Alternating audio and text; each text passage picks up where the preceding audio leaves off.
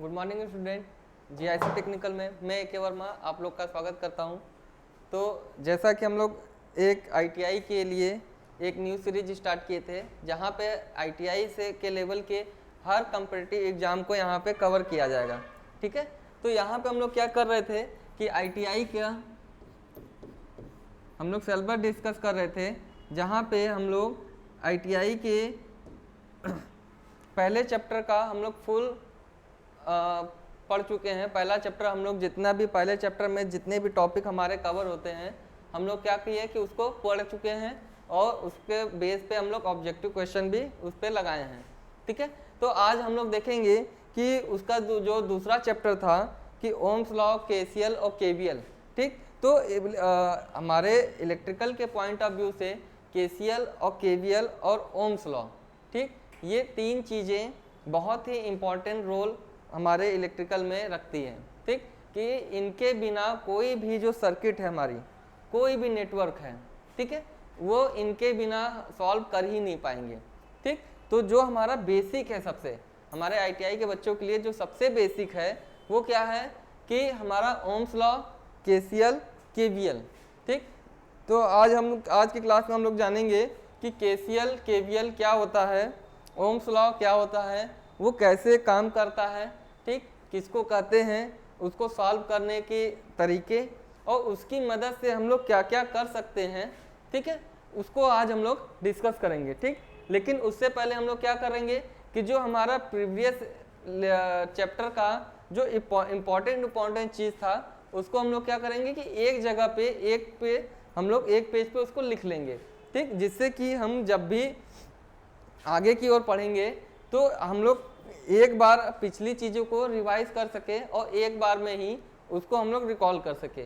ठीक है, तो सबसे पहले हमारा वोल्टेज, करेंट एंड रेजिस्टेंस की important point,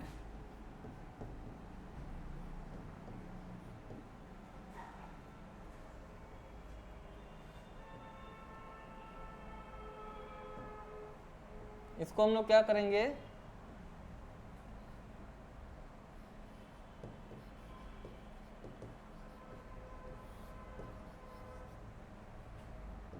voltage, current and resistance, जो हमारा पहला चैप्टर था, ठीक, जिसको हम लोग बेसिक इलेक्ट्रिसिटी नाम दिए, voltage, current, resistance.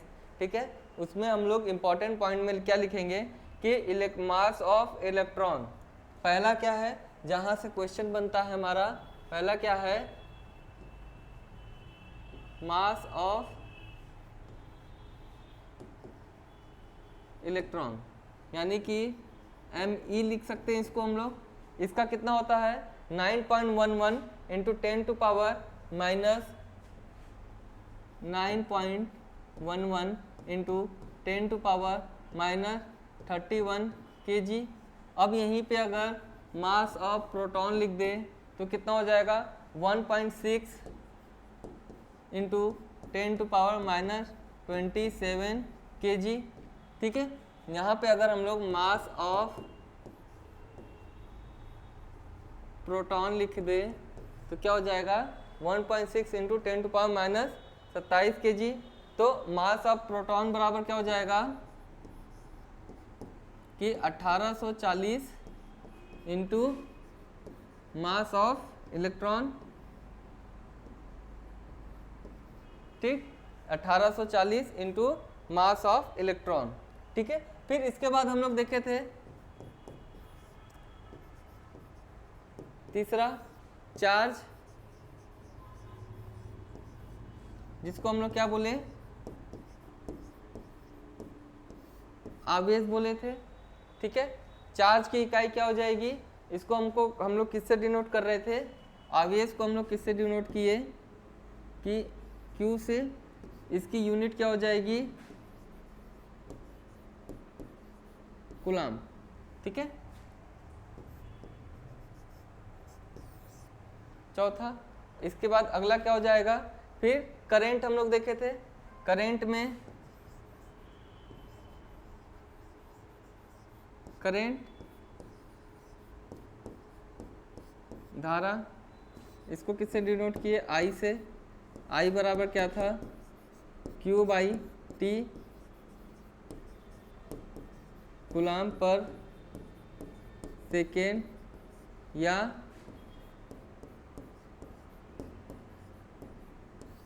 Ampere.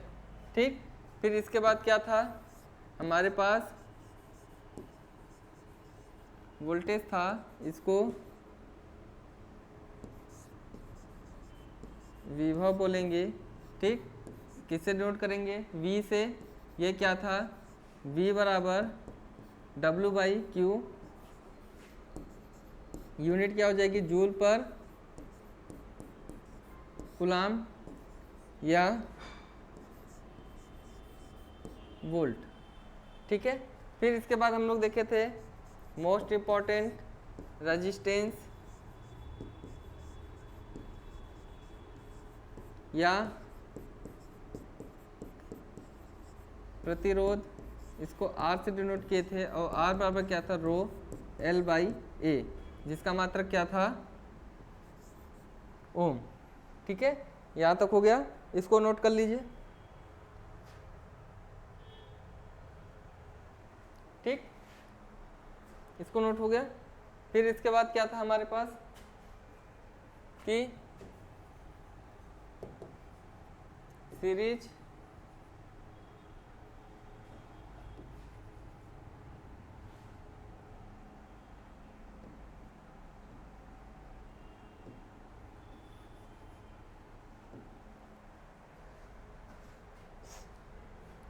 Combination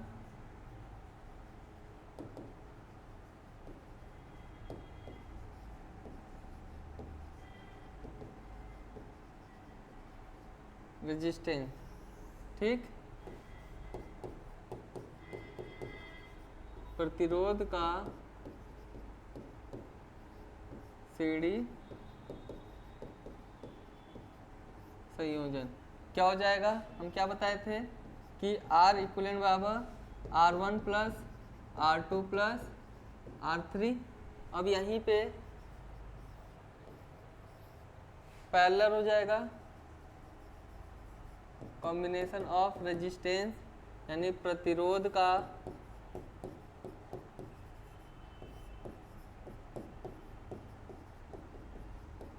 समांतर संयोजन। क्या बताए थे? 1/R बराबर 1/R1 plus 1/R2 plus 1/R3। अब यही अगर दो के लिए रहेगा सिर्फ तो R बराबर क्या था? ऊपर का गुणा और नीचे का जोड़। ठीक है, इसके बाद क्या था हमारे पास कि स्टार टू डेल्टा और क्या था? Delta two star. ठीक, जब भी हमारे पास कोई भी स्टार में है और उसको हमको किस में करना है? डेल्टा में करना है, तो हम लोग क्या बताए थे कि इसके ऊपर एक हम लोग क्या बना देंगे? ठीक, इसके ऊपर हम एक इमेजिनरी डेल्टा बना देंगे। ठीक है, और अगर इसका नाम A है, B है और ये क्या है? C है। ठीक, तो ये A B C, तो कैपिटल A बराबर क्या हो जाएगा? यहाँ पे देखेंगे तो एक नोट पे ये है, एक नोट पे ये सॉरी, तो हम लोग क्या लिख सकते हैं? A इंटू B इंटू क्या लिख सकते हैं?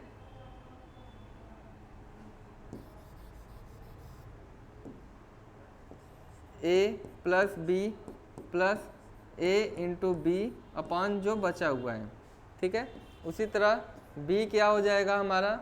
अब इसके और इसके साथ जुड़ा है तो C plus B plus C into B upon A जो इसके साथ है। और इसी तरह हमारे पास C के लिए क्या हो जाएगा कि A into C, A into A plus C plus A into C divided by B। ठीक है, तो ये हो गया हमारे पास कि जब स्टार है उसको डेल्टा में चेंज करना है। ठीक है, अब फिर उसी तरह जैसे हमारे पास डेल्टा है, अब इसको किस में करना है? स्टार में करना है। ठीक है ना, तब क्या करेंगे हम लोग कि इसके बीच में एक हम लोग A बी सी। ठीक, अब ये क्या है हमारे पास, ये ए बी और ये सी। ठीक, तब हम करेंगे क्या कि अब इसको किस में करना है, स्टार में करना है। ठीक है, तो स्मॉल ए बराबर क्या हो जाएगा, यहाँ पे जिसके साथ जुड़ा है ए सी अपॉन ए प्लस बी प्लस सी। ठीक, बी क्या हो जाएगा, बी हो जाएगा हमारे पास ए बी अपॉन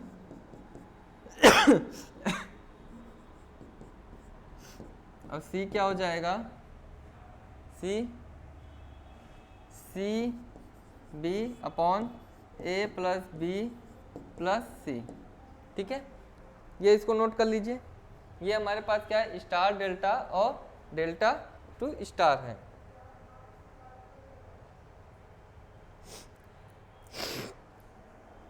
ठीक है,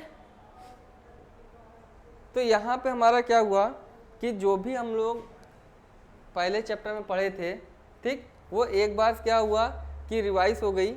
ठीक, अब इसके बाद हमारा जो चैप्टर नंबर सेकेंड है, जिसको हम लोग क्या बोले, चैप्टर नंबर सेकेंड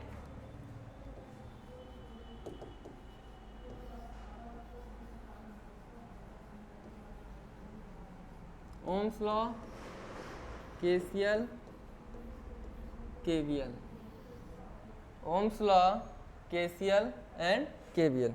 ठीक, तो इसको पहले हमको जानने से पहले क्या करना होगा कि जैसे ओम्स लॉ है, ठीक है, तो ओम्स लॉ में हमारे पास क्या क्या है कि ओम्स लॉ में हम लोग देखेंगे कि जब हम लोग किसी भी सर्किट में वोल्टेज अप्लाई किए हैं और बीच में हमारे पास क्या है, कोई रेजिस्टेंस है या फिर कोई हमारे पास लोड है और उसमें प्रवाहित होने वाली करंट अगर है, ठीक है, तो यहाँ पे हम लोग देखेंगे कि अगर टेम्परेचर और जो हमारा फिजिकल वैल्यू है, बाहरी एटमॉस्फेयर है, वो क्या रहे, कांस्टेंट रहे, तब हम लोग यहाँ पे देख रहे थे कि जो वोल्टेज है वो करंट के क्या हो रहा है, किसी समानुपाती हो रहा है। ठीक है, वो क्या हो रहा है कि करंट के समानुपाती हो रहा है, और ये जो समानुपाती है यही हमारा क्या है, कांस्टेंट है, और उसी कांस्टेंट को हम लोग क्या नाम दे दिए हैं, रेजिस्टेंस। ठीक है, तो यही हमारा क्या है, ओम्स लॉ है। ठीक, तो इसमें हम लोग क्या देखें कि सबसे पहले एक हमारे पास क्या है कि एक हमारे पास एक वोल्टेज सोर्स है। ठीक, एक हमारे पास क्या है, वोल्टेज सोर्स है, और उसको हम लोग क्या किए, एक लोड के जरिए से एक क्लोज सर्किट में कंप्लीट कर दिए। देखिए, ओम्स लॉ के लिए हमारी कुछ कंडीशन है। ठीक, कि जैसे पहला कि सर्किट क्या होनी चाहिए, क्लोज होनी चाहिए। सर्किट कैसी होनी चाहिए, क्लोज। ओम्स लॉ कभी भी ओपन सर्किट पे वर्क नहीं करेगा।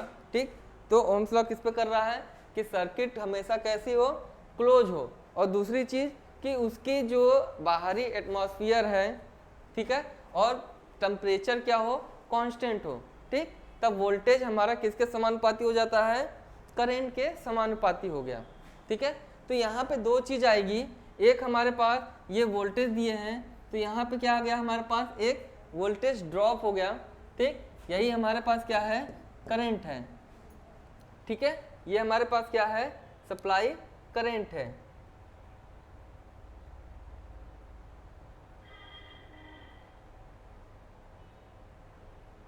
ठीक है, तब यहाँ पे हम लोग क्या किए कि इसके लिए क्या करेंगे हम लोग कि पहला कंडीशन क्या है, पहला कंडीशन क्या है कि टेम्परेचर शुड बी कांस्टेंट। क्या हो जाएगा, टेम्परेचर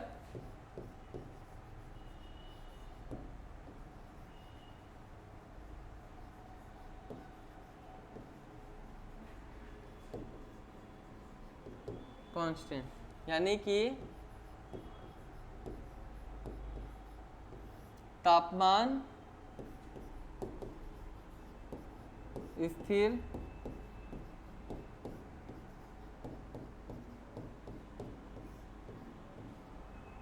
ये क्या है, कंडीशन फॉर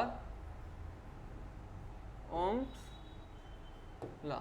ठीक है, ओम्स लॉ के लिए क्या है कंडीशन कि टेम्परेचर हमारा जो भी है वो क्या होना चाहिए कि कांस्टेंट होना चाहिए। दूसरा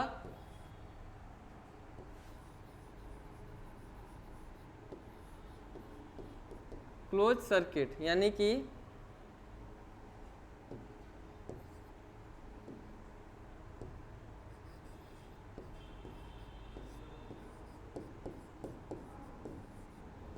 बंद परिपथ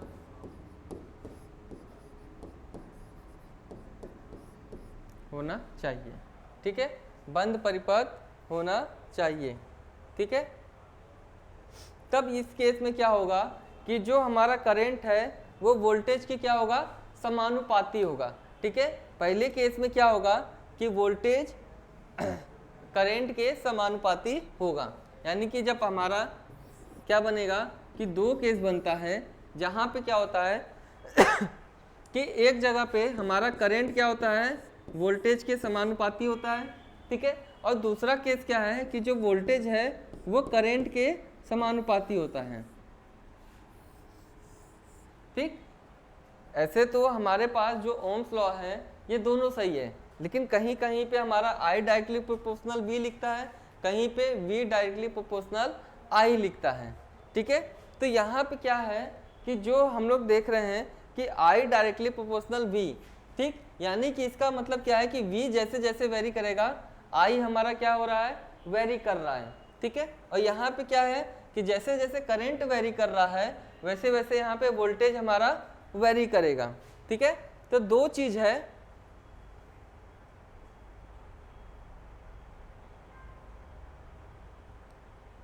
ठीक है, तो दो चीज है कि एक हमारे पास है I डायरेक्टली प्रोपोर्शनल V और एक हमारे पास है V डायरेक्टली प्रोपोर्शनल I। तो ये हम कंडीशन कब अप्लाई करेंगे कि जब हमारे पास वोल्टेज सोर्स होगा।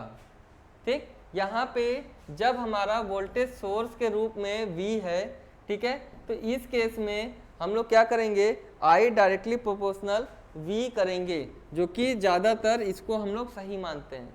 ठीक है, ज़्यादातर हम लोग I डायरेक्टली प्रोपोर्शनल V करते हैं। ठीक है, कि ज़्यादातर हम लोग इसको क्या मानते हैं, सही मानते हैं। तो ये कौन से कंडीशन में होगा, जब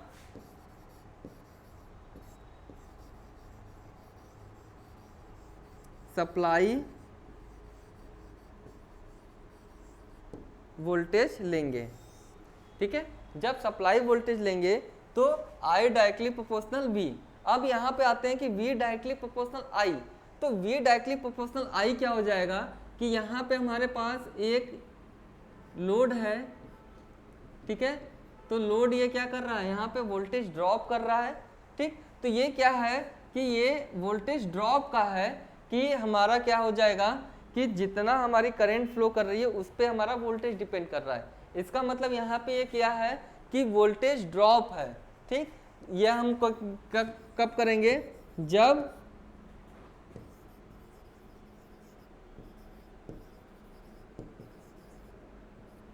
लोड के साइड लेंगे। ठीक, जब लोड के साइड लेंगे तब ये क्या हो जाएगा कि V डायरेक्टली प्रोपोर्शनल I, यानी कि वोल्टेज ड्रॉप।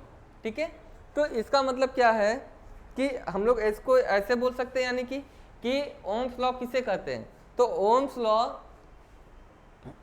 कि किसी भी बंद सर्किट में क्या हो, किसी भी बंद सर्किट में जो वोल्टेज है वो करंट के क्या होती है, समानुपाती होती है।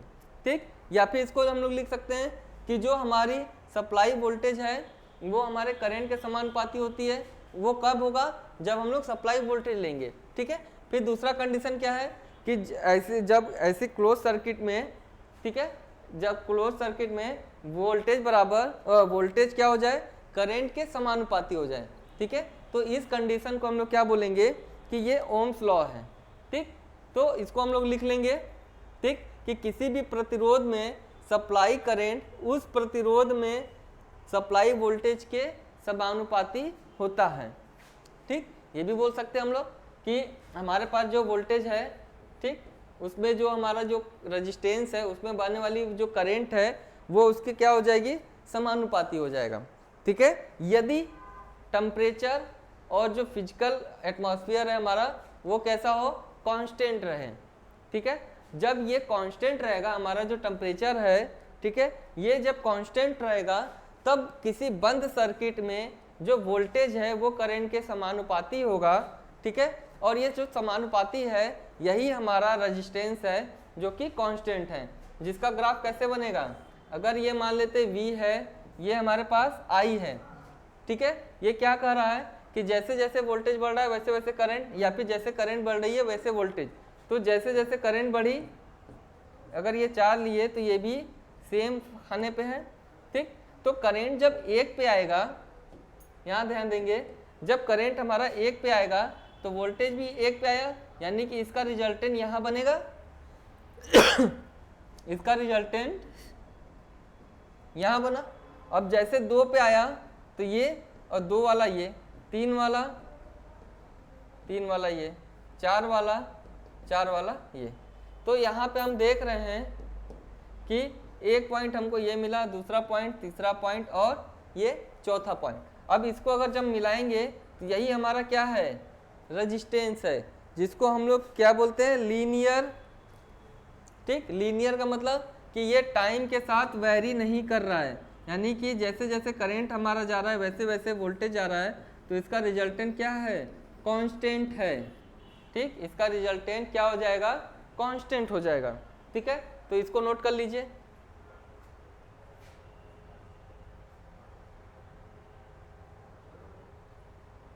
ठीक है, इसको नोट कर लिए, इसमें लिखिए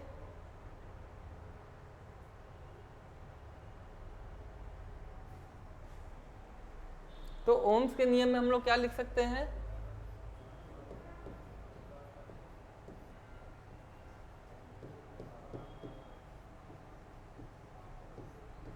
ओम का नियम। ठीक, ओम के नियम में हम लोग क्या लिख सकते हैं,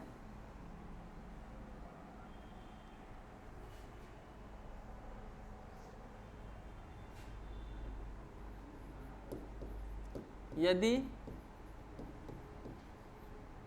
किसी बंद परिपथ में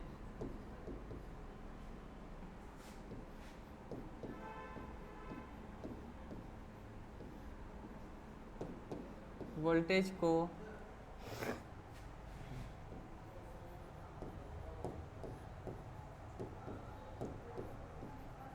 दिया जाता है तो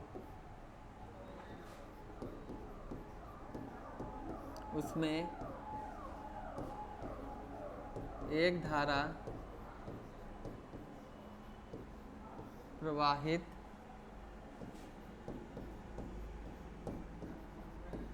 होती है। ठीक है, क्या हो जाएगा कि जब बंद परिपथ में वोल्टेज सोर्स देंगे, ठीक है, वोल्टेज को देंगे, दिया जाता है, तो एक करंट, एक धारा क्या हो जाएगा, प्रवाहित होती है, और यह धारा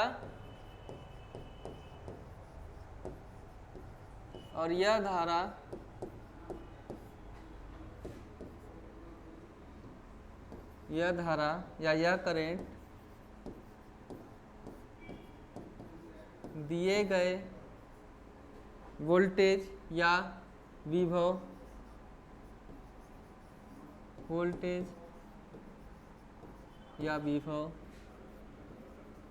के समानुपाती होती है। जब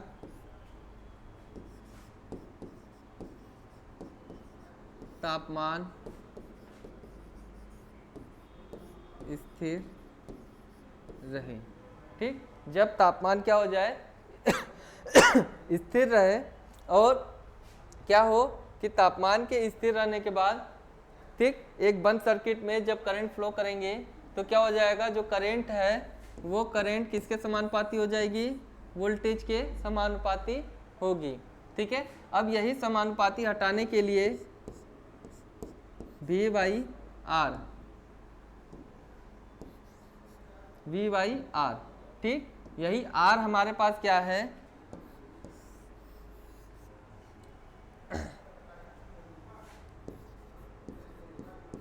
जहां R एक स्थिरांक है, ठीक है, जिसका मात्रक ओम है, ठीक। R एक क्या है, स्थिरांक है जिसका मात्रक क्या है, ओम है, ठीक है। ये हो गया। तो ये क्या हो जाएगा, ये पहला नियम का हो जाएगा, ठीक है। अब दूसरा नियम का क्या हो जाएगा कि यदि किसी सर्किट में वोल्टेज ड्रॉप, ठीक है, प्रतिरोध में वोल्टेज ड्रॉप उस प्रतिरोध में बहने वाली करेंट के समानुपाती होगी। जब भी यहाँ पे, ठीक है, वोल्टेज ड्रॉप के बारे में होगा,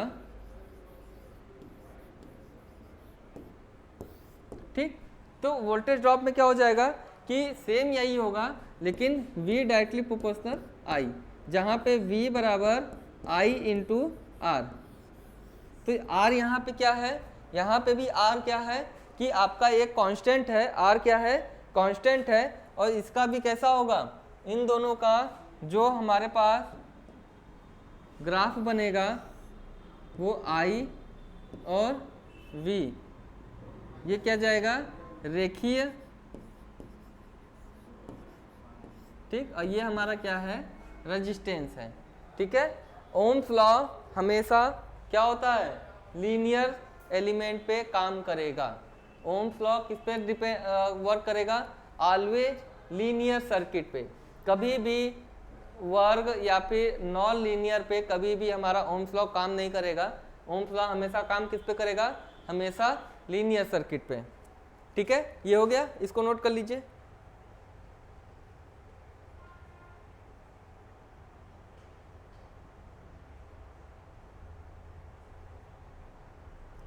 ठीक है,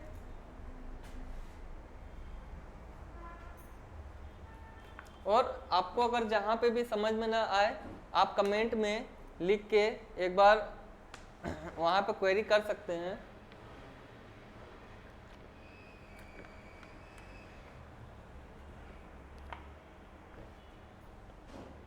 ठीक है, हो गया। अब इसके बाद हमारा ओम्स लॉ तो हो गया, ठीक। अब इसके बाद हमारे पास दो नियम आते हैं किरचॉफ के, क्या है, दो नियम आते हैं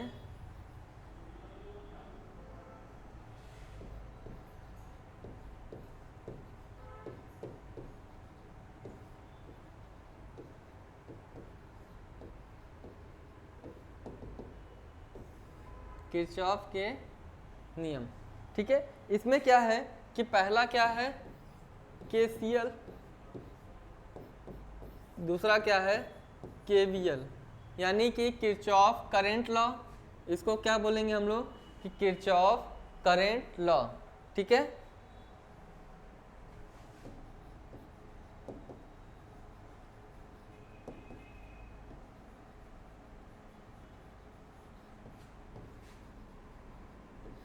ठीक, और ये क्या है,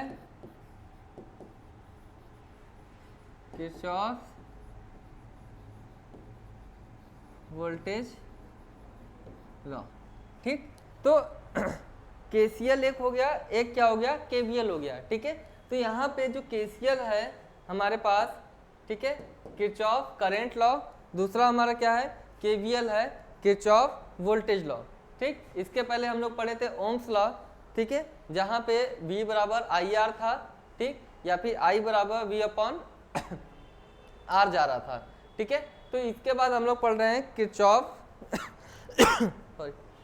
किरचॉफ करंट लॉ, ठीक। तो ये किस पे वर्क करता है, या फिर इसकी सहायता से हम लोग कौन कौन से सर्किट सॉल्व कर पाते हैं, ठीक, उसके बारे में जानेंगे, ठीक है। तो जो हमारे पास किरचॉफ करंट लॉ है और किरचॉफ वोल्टेज लॉ है, इसकी सहायता से हम किसी भी सर्किट में बहने वाली करंट और उस सर्किट में बहने वाली वोल्टेज का पता हम लोग इस इक्वेशन से लगा पाएंगे। ठीक है, कि किसी भी ब्रांच में कितनी वोल्टेज जा रही है, किसी नोड पे कितना वोल्टेज है, ठीक, या किसी ब्रांच में कितनी करंट फ्लो कर रही है, ये हम लोग केसीएल और केवीएल की मदद से हम लोग जानेंगे। ठीक है, तो केसीएल में क्या होता है कि जब भी हम लोग केसीएल पढ़ेंगे, ठीक है, तो केसीएल में कि इसका क्या होता है कि किसी भी नोड पर क्या चीज हो जाएगा कि किसी भी नोड पे आने वाली करंट बराबर जाने वाली करंट की होगी। ठीक है, तो यहाँ पे केसीएल में क्या हो जाएगा कि किसी भी नोड पर आने वाली करंट बराबर जाने वाली करंट। ठीक, तो अब यहाँ पे एक पॉइंट आया है हमारे पास नोड।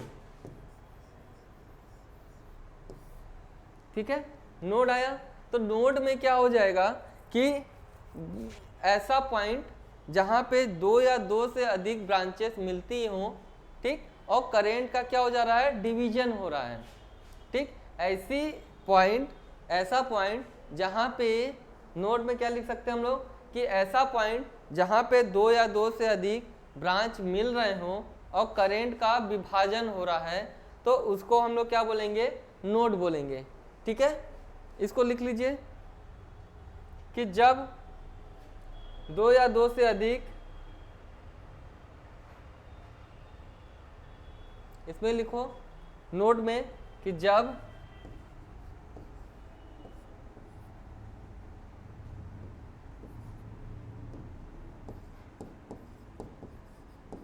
दो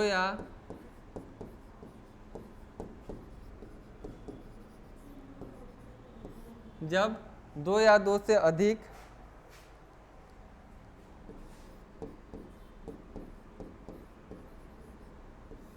प्रतिरोध या फिर शाखा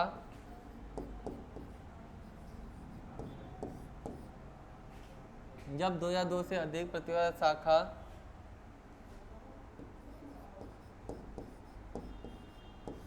आपस में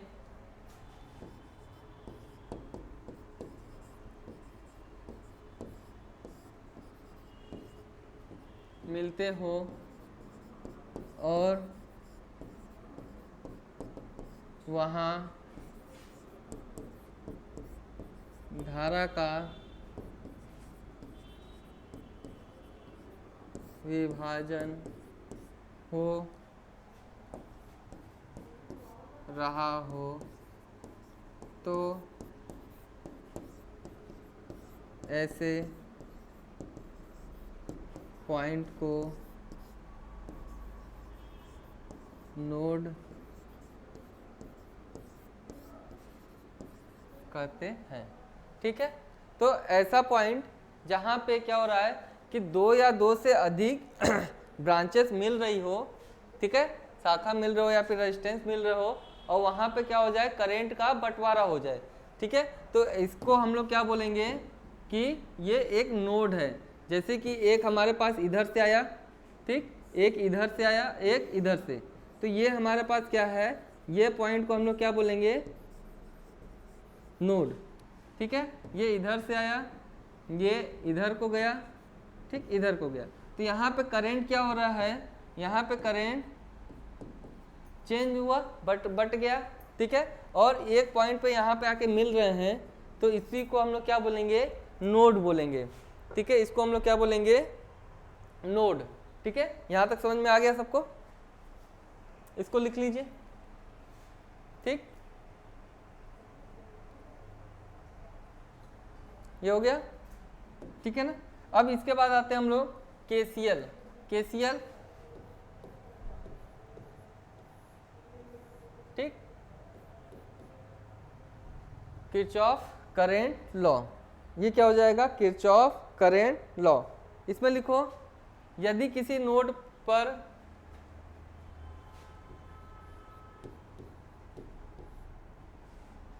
यदि थोड़ा सा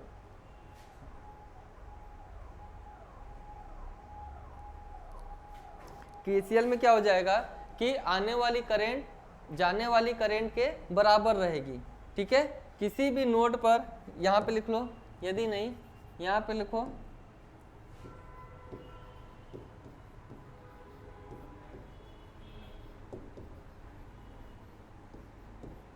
किसी भी नोड पर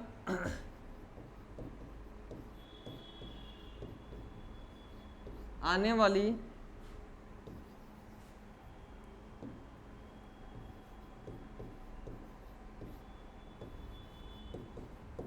धारा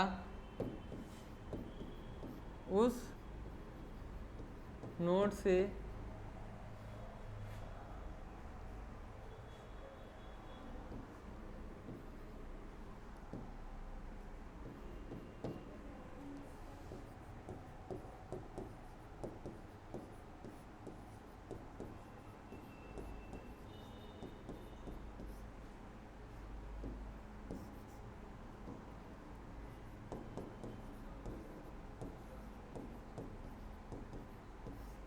किसी भी नोड पर आने वाली धारा उस नोड पर से जाने वाली धारा के बराबर होती है, या फिर इसको हम लोग ये भी बोल सकते हैं, और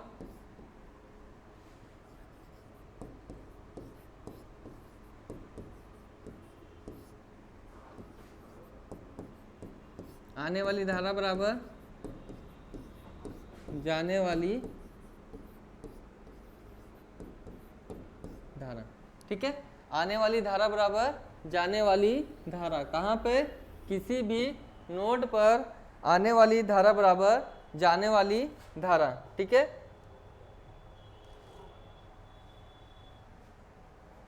यहाँ पे हम लोग लिख सकते हैं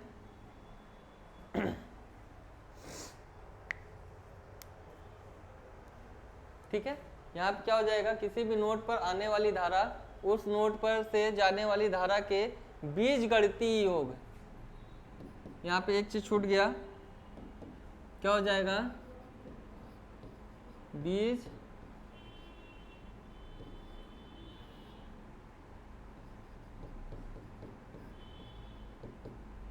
बीजगणितीय योग के बराबर होती है, यानी कि आने वाली धारा बराबर जाने वाली धारा के, वो किसकी होगी? बीजगणितीय योग के बराबर होगी। ठीक है, आने वाली धारा जाने वाली धारा के बीजगणितीय योग के बराबर होगी। इसको हम लोग लिख सकते हैं कि क्या हो जाएगा? एट एनी नोड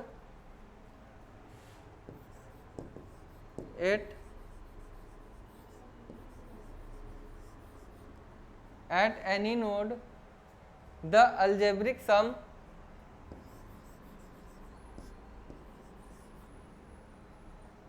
क्या हो जाएगा?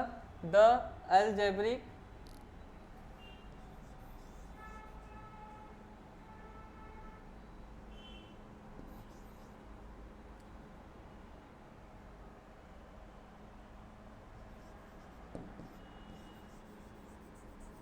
the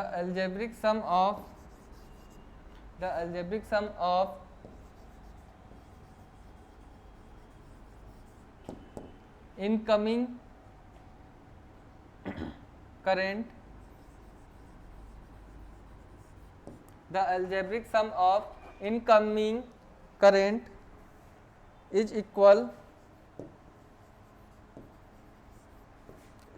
to algebraic sum of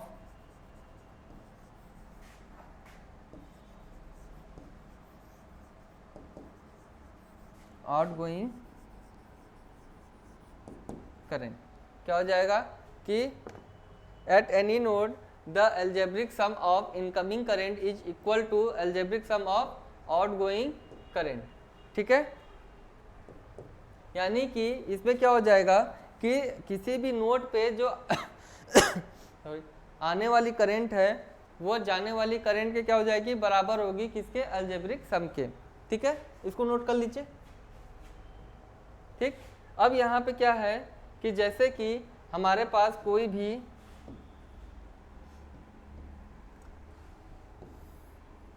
एक नोड है जहाँ पे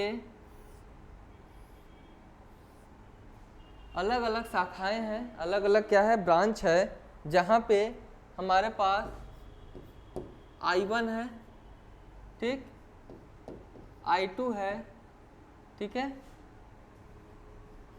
ये I3 है, I4 और I5।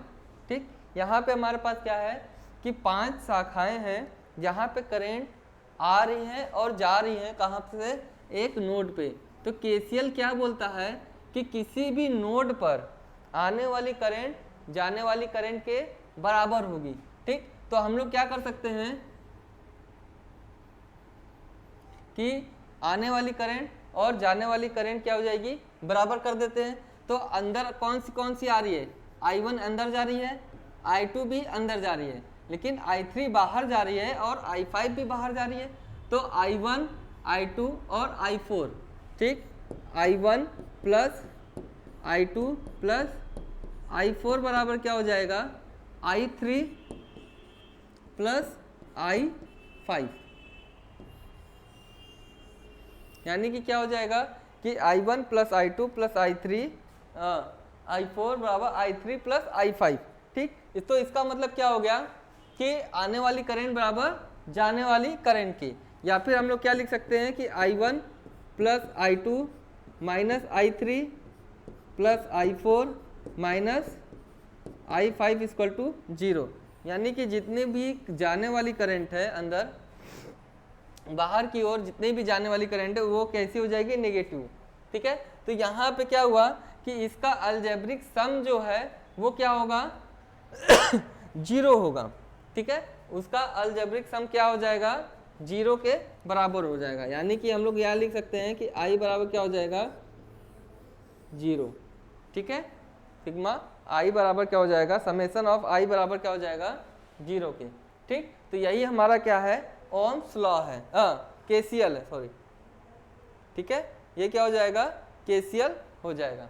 ठीक, इसी पे अब हम लोग क्या कर सकते हैं, एक सवाल लगाएं कि जहां पे हमारे पास 4 ब्रांच है, ठीक है,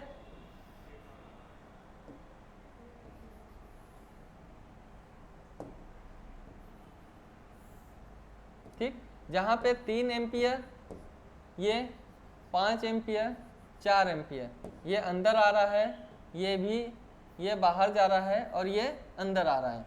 तो यहाँ पे I का मान बताओ। ठीक है, ऐसे क्वेश्चन पीसीएल में बहुत बार पूछ देता है कि जब ऐसा सर्किट दिया हुआ है, ठीक है, तो I का मान हमको बताना है।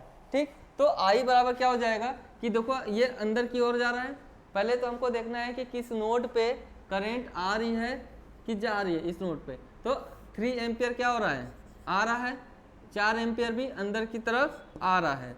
ठीक है, और ये बाहर की तरफ जा रहा है और 5 एम्पियर भी बाहर की तरफ जा रहा है, यानी कि 5 प्लस I ये लिख सकते हैं हम लोग। ठीक, तो इसको अगर हम लोग देखें तो 4 3 7 बराबर कितना हो जाएगा, 5 प्लस I। तो I बराबर क्या हो जाएगा, 7 माइनस 5 बराबर कितना हो गया, 2 एम्पियर। ठीक, तो I की वैल्यू हमको यहाँ पे पता चल जाएगा। ठीक है, कि आने वाली करंट बराबर जाने वाली करंट। तो केसीएल से हम लोग किसी भी ब्रांच या फिर किसी भी नोड पर कितनी करंट आ रही है या फिर कितनी करंट जा रही है, हम लोग इसको देख सकते हैं। ठीक है, तो आज के लिए इतना बहुत है। ठीक, अगली क्लास में हम लोग केवीएल पढ़ेंगे। ठीक, जहाँ पे हम लोग देखेंगे कि किसी भी ब्रांच या ब्रांच से कितनी वोल्टेज है, ठीक है, कितनी वोल्टेज फ्लो कर रही है या फिर वो उस ब्रांच में कितना वोल्टेज आ रहा है, हम लोग केवीएल में देखेंगे। यहाँ पे जो केसीएल है, हमारा केसीएल किस पे काम करता है, एनर्जी कन्वर्जन ऑफ चार्ज पे।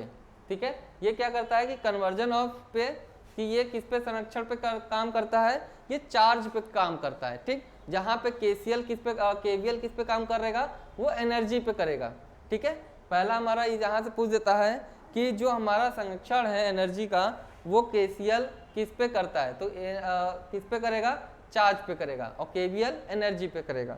ठीक है, तो इसी के साथ अगर आपको ये लेक्चर पसंद आया है तो चैनल को सब्सक्राइब करिए और लेक्चर को लाइक करिए। ठीक है, शेयर करिए। ठीक, तो आज के लिए इतना बहुत है, धन्यवाद।